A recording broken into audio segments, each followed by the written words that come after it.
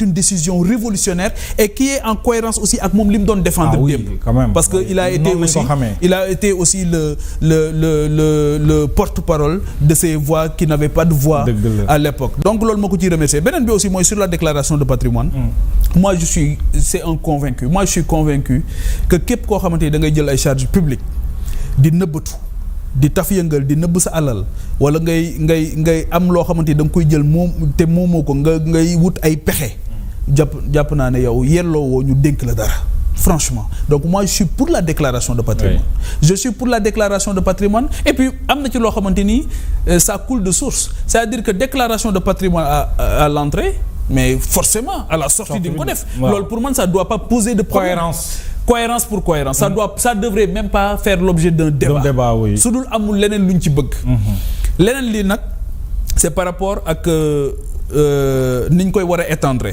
jàpp naa ne aussi effectivement li leen gouvernement bi wax yàlla na te loolu tamit jàpp naa ne Mohamed seen guerre la ñoom entre l'exécutif et le législatif dañu nekk dans une guerre ouverte parce que réforme yi bu leen ñoroon bi ñu accès keroog bi ñu amee majorité assemblée nationale ci la ñuy tàmbali ci réforme yi mais tant que ñoo ngi doon ànd tant que seen waajaa ngi doon am fonds politique tant que moo ngi doon am ci yooyu kenn tudd ko aujourd'hui la déclaration de patrimoine moom laaj nañ ko ba tey déclaration de patrimoine am mu ne du ko wane te moom ak li mu woote yëpp warul woon xaar sax ñu koy laaj déclaration de patrimoine warul woon xaar it loi di ko tere wala mu koy nangu. non moom patrimoine am bëriwul jarut a saytu moo ko wax xam nga jàpp naa ne. dafa jot sénégalais yi te loolu maa ngi lay gërëm sax ci opportunité bi nga ma may. Mohamed sénégalais dafa jot ñu yeewu ci nelaw yi. lu doy waar laa lay wax. sénégalais yi dafa jot ñu yeewu ci nelaw yi ñuy nelaw ci seen diggante ak waajooju nga tudd parce que daf leen di nax daf leen di manipuler li muy wax dara amu ci te dafay nekk koo xamante ni dafay utiliser les circonstances et les émotions des sénégalais gis nga ko fi mu ne nii bu bëggee jàllale loo xamante ni xam na ne lii moom plus c'est gros plus ça passe. day ñëw toog ci télé bi lewetal ay bëtam lewetal kanamam di deedeelu lu ne mu dugg ci pour ni yërmande moom bëgg na nit ñi di ko yërëm te moom yërëmul sénégalais yi. waaw sénégalais yi de fu mu ne nii soxla nañ ku leen yërëm de. moom yërëmul sénégalais yi te moom bëgg na sénégalais yi di ko yërëm. sénégalais mësuñoo daj li ñu daj ci moom pour mu ñëw au pouvoir. maanaam dese luñ ko dara quoi. desee luñ ko dara mais nag ki bàyyi lépp gi yow war ngaa dese tuuti pour sagal ko. mais koo xamante ni yow nax nga leen manipuler nga leen. utiliser nga seeni xol. tuumaal ay di te lépp ci tuuma la koy teg fi mu ne nii saa bu bëggee am compassion nit ñi rek day tuumaal ay nit démb Macky Sall la woon avant sax Karim Wade la woon parce que dégg nga ko toog na fii benn bés ne le sieur Karim Wade m'a appelé je n'ai pas jugé utile de le prendre parce que si je dois aujourd'hui être avec ces gens vaut mieux arrêter la politique parce que ils ont même été à la base de mon engagement politique daal na te ki ma doon woo c'est un des barons du système. lii moom moo ko wax. c'est factuel. donc saaga na Karim saaga na sax les anciens chefs d'État mais na ñoom ñëpp dañ leen waroon dajale fusiller leen. lii moom moo ko wax mooy ñi nga xamante ni ñoo tax mu dugg école publique déjà moo tax mu juddoo ci cité boo xamante ni HLM a ko defar OHLM parce que avant la SNHLM c'était OHLM office des habitations à loyer modéré moom HLM Néma Kajoor bu Ziguinchor. loolu société publique moom moo ko defar yow foofu nga gënee àdduna. foofu nga màggee. nga jóge fa dem école publique jóge fa dem université publique jóge fa di liggéey ci administration publique. mais ba pare di fajoo ñu yóbbu la ngay faju ci hôpital public. fabriqué par tout un système.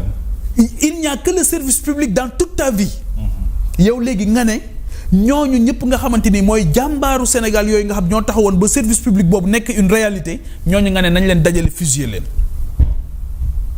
nit ñi mais moo tax ma ne nit ñi yeewul leen ci nelaw yi.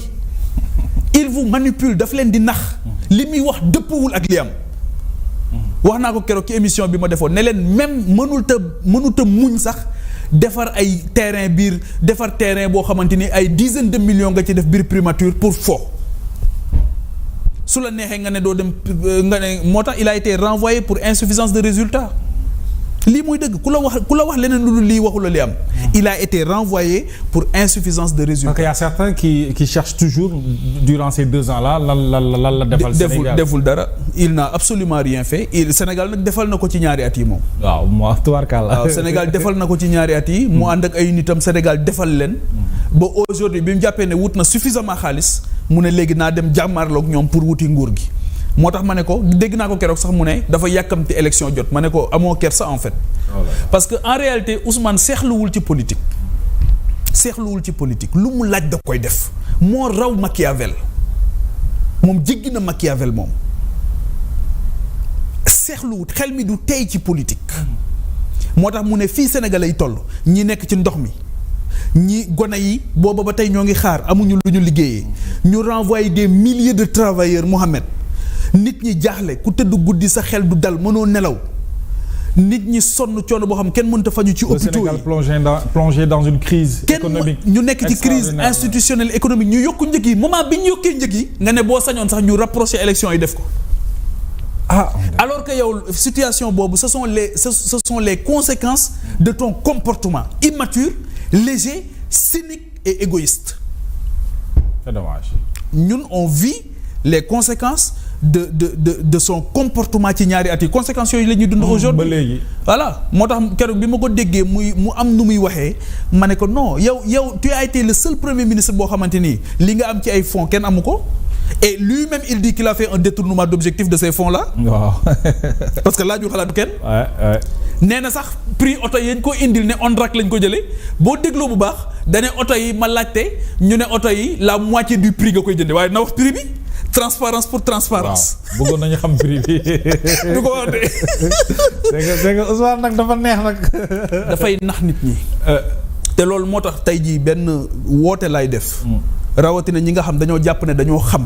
parce que am na ñoo xamante ni moom seen bakkan lañ toll nagu sarax lañ ko def fonds de commerce lañ ko def. pour dund ci kawam. parce que xam nañ ne am na ñoo xam ñoo ngi koy bàyyi xel. mais malheureusement il ne comprend je sais pas s'il non il y trouve son compte. non il y trouve son compte il le sait. En réalité c'est une association de malfaiteurs. Il y a des gens qui sont autour. ils le savent am na ci ñeneen ñoo xamante ni yàllaa leen nattoo amuñu fit. da ciy am ñemewu ñoo wax li ñu xalaat ñemewu ñoo wax sax li ñu xalaat ci moom. waaw donc ñooñu nag mooy tappet yi nga xamante ni jamono bu ci nekk dañ koy tudd sax yenn saa yi am fitu di ko méngale ak de grandes figures religieuses du Sénégal ça n'a absolument rien à voir. il faut que ñoom ñu respecter ñooñu. c'est important loolu. beneen bi mooy nitu diine yi ma gis ñu topp ko rawatina temps yi gis naa ñoo xamante ni kenn xamul seen frustration fu mu jógee ñu ne dañoo dem di jënd ay carte de membre nit day xam boppam Serigne Saliou Mbacké en 93 dafa wax lu rëy radiyallahu ta'ala anhu. homme politique yi dañuy ñëw di ko seetsi mu jël parole daal ne boobu ba tey maa ngi gis homme politique yépp di ñëw di ma seetsi way politique yi. waaye sëñ Saliou daal ne képp ku ñëw ba génn rek. su ma xoolee sa mbooloo damay gis ne ëppale woo ma ci moo tax du ma xam fu may far. waaw ñooñu les hommes religieux la maa ngi leen koy fàttali ñoom rawatina ñi nga xam dañoo am des responsabilités dans